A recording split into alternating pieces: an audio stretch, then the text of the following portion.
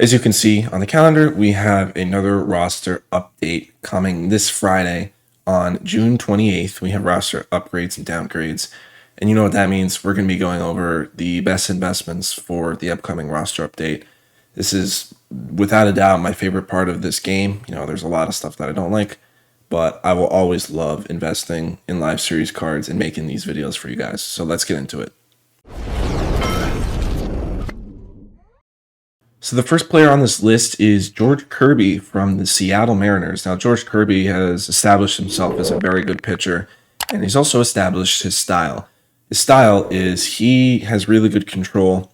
He doesn't walk like anybody, but he does give up some hits and some, and he doesn't really strike too many people out. But he is a very good starting pitcher, and he's proven it, and I think that he has a really good shot at Diamond. Since the last update, he's thrown 20 innings with a 1.35 ERA and only 13 hits. And the start that he had literally right before the last update, he had a 9 strikeout game. He has insane room to grow on those per nines, of course, and the pitching clutch.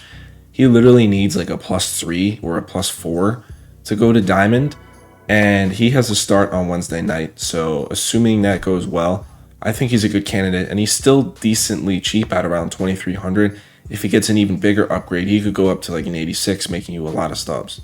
Now, I personally don't think that you should buy Garrett Crochet at this moment because he's already up to 3,000. But, I'm going to put him in the video because he was in my last video and he was an 81 overall and he was at around 1,300. And I told you guys to buy him now because he would be one of the best candidates for the next update. Let's see if you guys listen to me and why you guys should listen to me. But anyway, Garrett Crochet has been probably one of the lone bright spots on the White Sox. Him and Eric Feedy have been very good starting pitchers.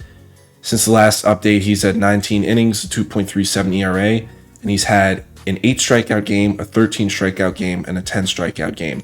Garrett Crochet has the second most strikeouts in all of Major League Baseball, and his Ks per 9 is only 78. That's got to skyrocket, man. Like, it just has to. Same with his pitching clutch, that's low. And he's been amazing so far this season, and he has one start this upcoming tonight, actually. Sorry, I'm just looking at my notes. He's pitching tonight against the Dodgers, so as long as he doesn't pull a Shota Imanaga and give up 10 runs, I think he's a lock to go Diamond. Tanner Houck was also in my last video. He went up to an 83. I don't know why he's so cheap. I don't think he's going to go Diamond this update. I think he has a chance. I don't think he's going to go Diamond. I think he's going to go to an 84. But I don't understand why he's so cheap. Anyway, Tanner Houck, in the period since the last update, he has thrown 18.2 innings with a 3.38 ERA and 19 Ks. So he hasn't had his best period, but it's still been a very good period. And he's had a lot of strikeouts this period. And if you look at that Ks per 9 at 59, that needs some work. And other notes that I have is he has the second lowest ERA in all of the majors this whole season at 2.14. I think he's going to go to an 84. I think he could go to an 85, but I think he's super cheap considering the season he's having. Now, Steven Kwan has been unbelievable in the month of June. He's been insane. Since the last update against right-handed pitching, he has a 457 average and a 1.439 OPS. Yes, 1.439 OPS versus righties. Versus lefties, he's had a 471 average and a 1.056 OPS. Granted, his sample size versus righties is double. He has 35 at-bats versus righties, 17 at-bats versus lefties. Steven Kwan is already up there. I'm going to be honest, don't buy him at this price. I think that he's either going to go to an 85 like he should. He's going to get contact upgrades to 110, and same with his clutch. And I think he'll get some power upgrades, not by that much though. But I think the Diamond candidacy of Steven Kwan is solely dependent on his power. And I could see a world where they don't give him enough power to go to Diamond. They could give him all the contact, vision, clutch in the world.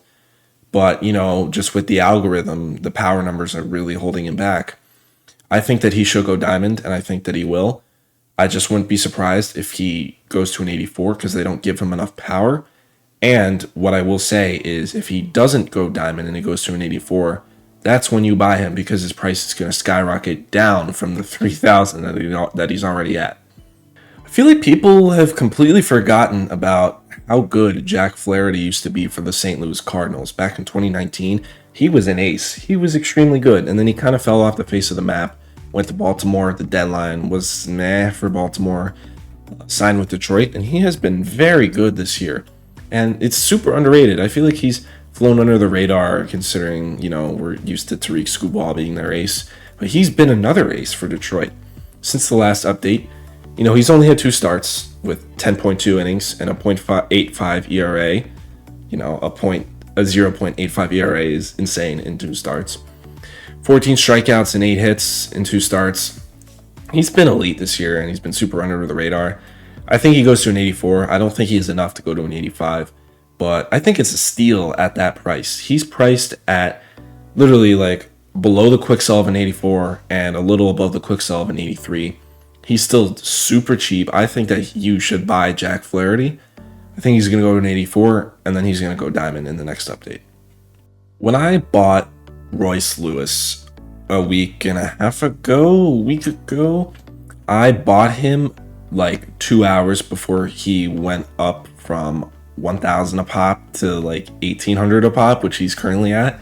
So I bought him right before he went up, which was really smart. But anyway, Royce Lewis, he's a special talent when he's not injured and he's on the field. We can all see that, since the last, or actually no, not since the last update. Overall in the season, because he played in one game, got injured, and then came back right before the last update. On the season versus righties, he has a 319 average with a 1.245 OPS in 47 at-bats. So that's a very big sample size, and the power versus righties should be higher than an 86, and the contact versus righties can go up too. His stats versus righties are going to go up a ton. That's like no question. Versus lefties, he's hitting 421 with a 1.289 OPS, but it's a smaller sample size. It's only 19 at-bats. I think the upgrades versus righties, I think he's going to get a big upgrade versus righties, a small upgrade versus lefties, and I think he's going to go to an 84. I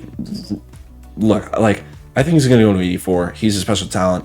I worry about the stats versus lefties. I think he needs to hit lefties better to go diamond.